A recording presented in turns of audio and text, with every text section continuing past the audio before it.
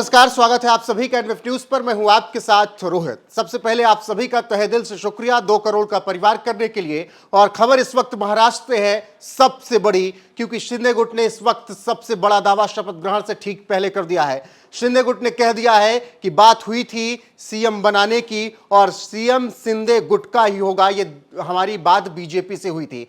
Pressure politics Maharashtra में शुरू हो चुकी है। 29 तारीख को शपथ ग्रहण वानखेड़े में होना है, लेकिन उससे पहले शिंदे गुट ने बड़ा दावा ठोक दिया है। और इसी बीच महाराष्ट्र के उप मुख्यमंत्री देवेंद्र फडणवीस को दिल्ली तलब कर लिया गया है। और अब यहां से सियासत महाराष्ट्र की किस तरीके से मोड़ लेगी, यह बड़ा सवाल होगा।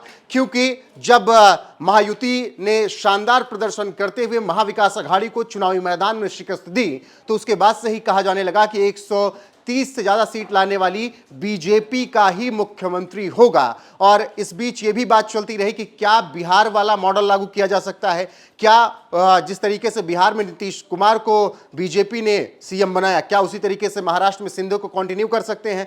तो ऐसा कुछ भी वहां पर नहीं होने जा रहा है। ऐसे में अब जब कोई चारा नहीं बचा शिंदे गुट के पास और उनके हाथ से सब कुछ निकलता हुआ नजर आ रहा है और देवेंद्र फडणवीस महाराष्ट्र के नए मुख्यमंत्री बनने के लिए तैयार हैं, तो शिंदे गुट ने प्रेशर पॉलिटिक्स शुरू कर दी है। शिंदे गुट ने दावा कर दिया है कि बात चुनाव के पहले यही हुई थी कि मुख्यमंत्री हमारे ही गुट से होगा, क्योंकि एकनाथ शिंदे के चेहरे पर यह चुनाव लड़ा गया था। ठीक ये वैसी ही बात हो रही जैसे 2019 में उद्धव ठाकरे और संजय राउत किया करते थे।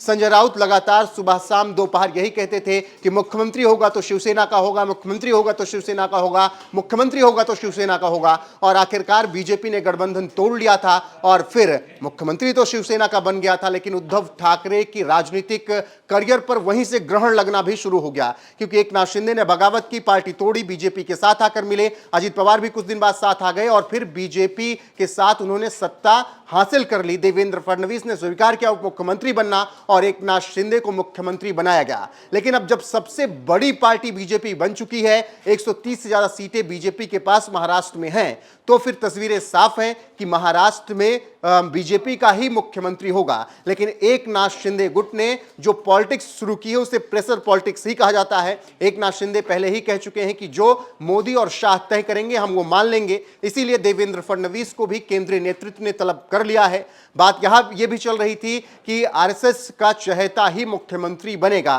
तो निश्चित तौर पर देवेंद्र फडणवीस के नाम पर कोई भी शंका की गुंजाइश नहीं की जा सकती थी, क्योंकि उन्होंने इससे पहले भी सत्ता संभाली, शानदार तरीके से काम किया और जो कुछ उन्हें मिला उसे उन्होंने स्वीकार भी किया है। वो चाहे वो मुख्यमंत्री का पद हो या फिर उप मुख्यमंत्री पद छोड़ने के लिए ऐलान करना हो 2024 के लोकसभा चुनाव में अच्छे नतीजे ना आने के बाद, वो सब कुछ देवेंद्र फडणवीस ने किया। लेकिन जब अब शानदार प्रदर्शन बीजेपी ने किया है, तो फिर एकनाथ शिंदे का गुट प्रेशर बना रहा है। बहरहाल देखना होगा कि आगे क्या कुछ होता है। लेकिन अभी खबर महाराष्ट्र में शपथ से ठीक पहले यही है कि फडणवीस को दिल्ली तलब कर लिया गया है। मोदी शाह से उनकी बड़ी मीटिंग होने वाली है। इसके बाद महाराष्ट्र की तस्वीर साफ हो जाएगी। और दूसरी तरफ शिंदे गुट ने यहां से प्रेशर पॉलिटिक्स शुरू कर दी है। फिलहाल अपडेट के लिए हमारे साथ जुड़े रहिएगा। बाकी आप सबका एक बार फिर से तहे दिल से शुक्रिया 2 करोड़ का परिवार करने के लिए। बने रहिए हमारे साथ। हर एक अपडेट आपको महाराष्ट्र की, संभल की और देश विदेश की मिलती रहेगी। नमस्कार।